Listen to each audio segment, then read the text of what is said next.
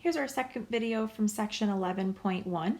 We just got done talking about limits and determining what a limit is by looking at a picture. Remember, when I ask you to evaluate a limit, we're really looking for the path. We're looking at the behavior of the function as we get close to a certain x value. Remember that when I asked you for a limit, I asked you to follow the path from both directions. I'm coming from the left, you're coming from the right. If I ask you for an overall limit, we need to make sure that we look at both sides of the path. But I could specifically ask you to just look at one side or the other. That's what we're going to talk about now. It's called one-sided limits. I may just ask you to look for the limit as x approaches a certain number from the left side only. You notice that on my notation, there's a little negative, it looks like, on the exponent. Or I might ask you to evaluate the limit just from the right side. There'll be a little plus sign as my little exponent. Now, if I just ask you, though, to evaluate the limit as x approaches a certain number with no plus or minus, then I'm really asking you for both directions. So if there is no left or right indication, you need to come from both directions. If there's a little negative sign, that means I want you to follow the path and approach it from the left. If there's a little plus sign, I want you to follow the path from the right side. Now, if the left side and the right side match, well, then our overall limit should exist and be the same, right? We're going to be together at Starbucks. Let me show you an example.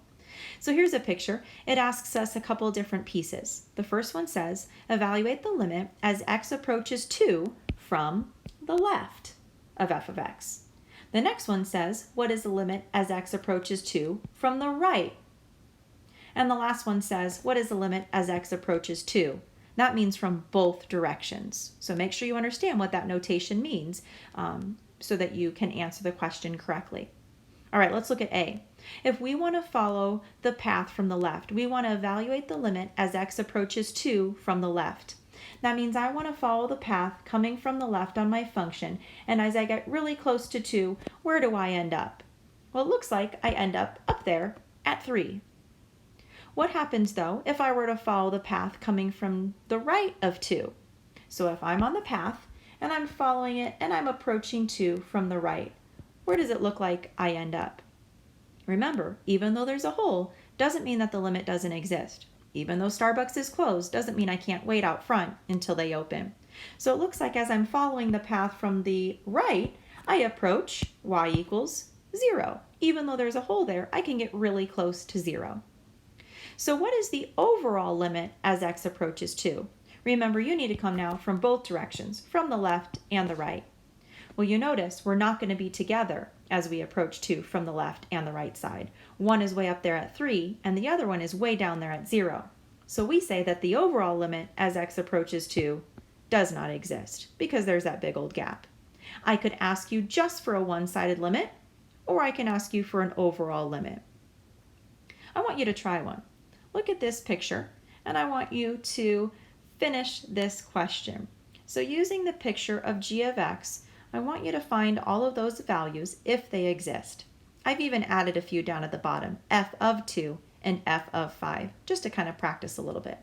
Pause the video, answer these couple of questions, and see if you're understanding one-sided limits. All right, for A, the limit as x approaches 2 from the left. Here's 2, and if I want to come from the left, I'm following the path. Boop! I end up right there at, it looks like, 3. Even though there's a hole there, I can get really close to 3 as I approach x equals 2. What if I was following the path, though, and I was doing the limit as x approaches 2 from the right? So I'm on the path, and I'm getting close to 2 from the right side. Where do I end up?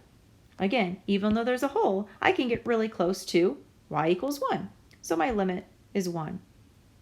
So then look at C. C says, what is the limit as x approaches 2? That means I need to come from both directions. So if I come from the left I'm up there at 3, and you come from the right and you're down there at 1, we're not together. So that would mean that our limit does not exist because there's that big old gap there. All right, did you do 5? Let's do our one-sided limits as we approach 5. As we approach 5 from the left, I'm following my path, And as I approach 5, I should be up here. And even though there might be a QT across the street, I need to follow the path because that's what it's asking. It's asking me for a limit. So as I follow the path and I approach 5, it looks like I'm up here. I said that that was y equals 2. Now I want to follow the path and approach 5 from the right side. If I'm following the path and I'm approaching 5 from the right, where do I end up? Well, it also looks like I'm up there at 2. Again, even though Starbucks is closed, I can get really close to 2 and hang out. So then if I ask you for the overall limit as x approaches 5, we need to come from both directions. You're coming from the left, I'm coming from the right. Are we going to be together? Yeah, it looks like we're going to be together, hanging out, even though Starbucks is closed at 2. Even though there might be another dot on my graph, it's not on my path, right? And that's what a limit is. So be careful not to worry about that dot down there when they ask you for a limit. Now, if I asked you for f of 5, that means if you were to plug in 5 for x, would you get a y value out? And you would get 1, I said 1-ish because it looked a little bit higher than 1, but maybe it's close to 1. That's where the dot comes in.